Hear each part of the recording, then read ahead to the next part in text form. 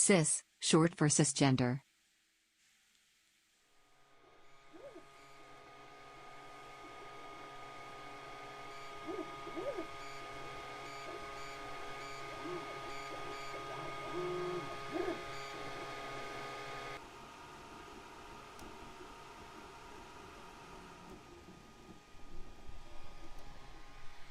Hi, I'm Zoe Forms and I run a talent agency called WIMP. So WIMP is a talent agency that was set up to prioritise queer and trans models in the shitty modelling industry to sort of help better represent them, to get paid, to look after their sort of health and safety and well-being on set. And yeah, just give them a sort of certain level of care that wasn't visibly there before.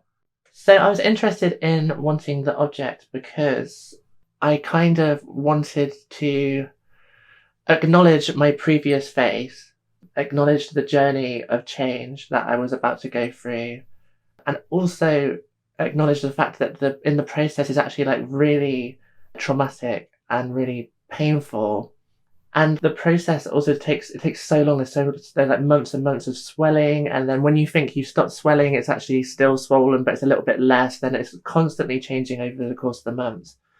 So when it finally does settle, it's been so long since you had your previous. It's kind of difficult to kind of like see your previous self, and I kind of thought it'd be really sort of tender and wonderful to have an object that I could sort of put my previous bone structure on and look in the mirror and sort of be with my past self and then just remove it and then really acknowledge the change that I've like undergone in that process instantaneously without having to just like flip between photos.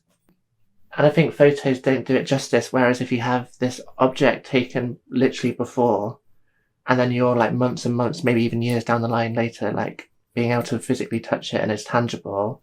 And then you're thinking about the tangibility of queer and trans history and the objects that we've lost because of like people who had left their families then disowned them, burnt all of their belongings. You know, there's this element to it as well of like claiming back our history, our own personal history, because we've been taught to completely like throw it in the bin and live in the shame of our past anymore and actually sort of try to claim back as much power as possible as we can.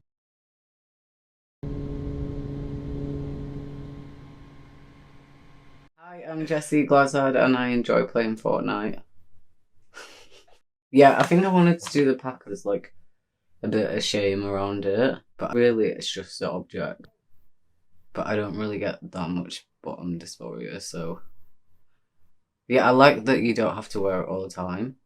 Whenever they wear their packer, the guy like straight guys are like look down and they're like respect. And then when they're not wearing one, they look down and they're like weird to them. And I reckon like there's so much homoerotica in cis straight guys, for sure. Like the gym is the homoerotic space. This man came up to me and he was like, "You're not doing it right." And then he like starts touching me there, and I was like, it made me feel weird. I was like, that's not right, but I found it interesting that that's how they interact with each other. I was like, get off me.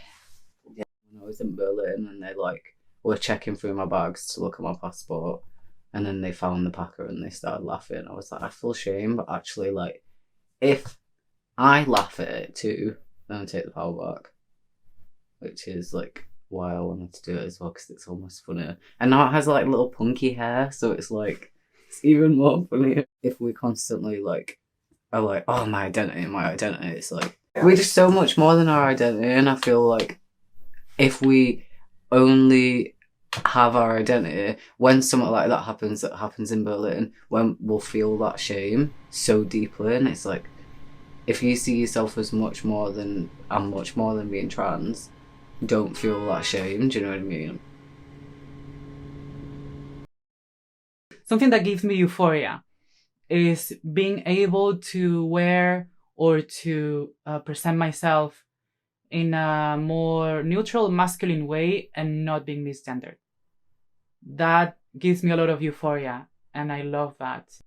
I am Lucia I wanted to take a different take on transness. Almost all the time that someone or that we see works or projects or media are talking about trans people, they are always talking about the transition in a medical way, about hormones, surgery, and all these things. Specifically, when it comes to transness, beauty is a shield or an armor that helps you go through your transition, through society, through the way that you're perceived.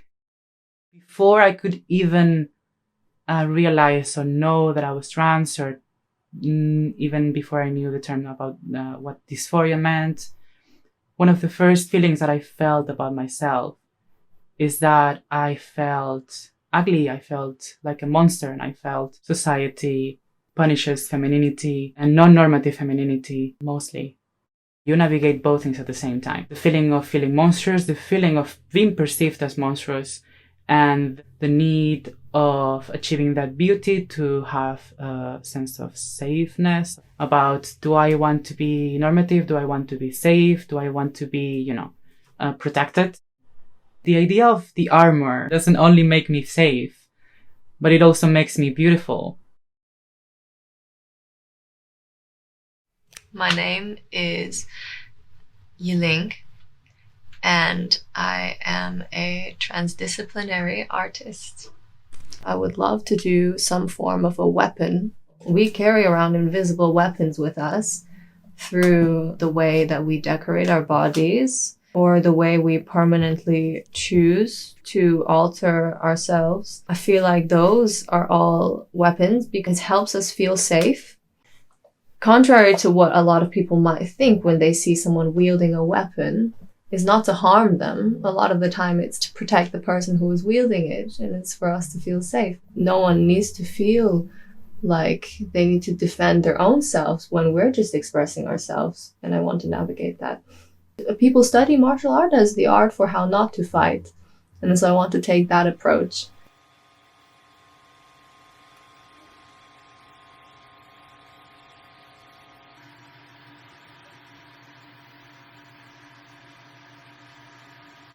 Hi, my name's Jayla. I'm a contemporary dancer based in East London. So I came out in June. I started estrogen just through my friend giving me a packet of estrogen just like for my birthday. So I literally did like the most back like bootleg kind of like thing where there was this like kind of charity, but it's not really even a charity, it's just like somebody's house, and they like injected a hormone blocker into my bum. And then after that I took more estrogen for another month, and I started to see growth in my breasts. I'm only getting like the kind of like pre-adolescent kind of like blooming of like hardened nipples. Like when you take off a woman's skeleton, like they have like that kind of like flower or kind, I don't even know what it is. I think it's like nerves around the breast, and they're not just for sex.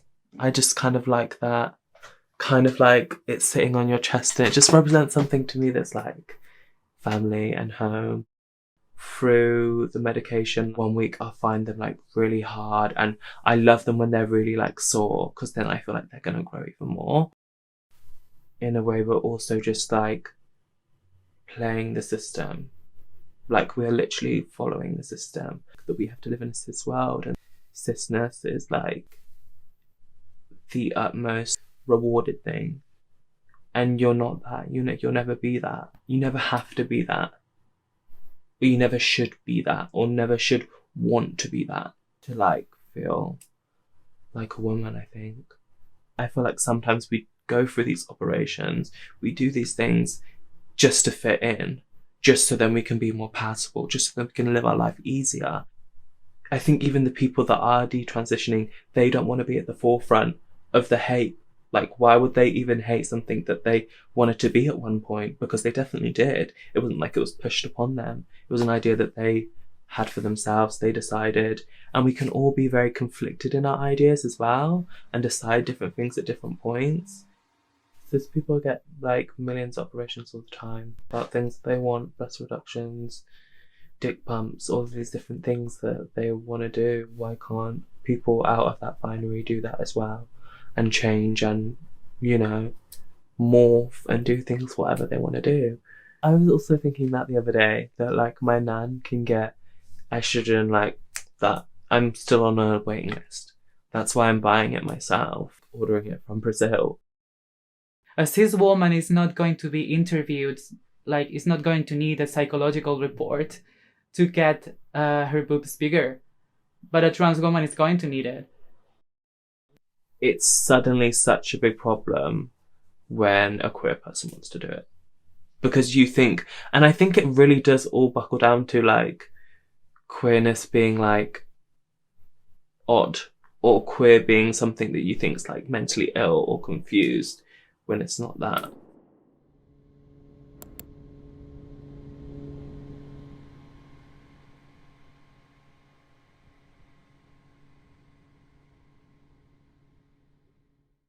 I looked. And I'm blooming, baby. If you're cis, just try on a Paco. Fucking know you already. Oh. Yeah.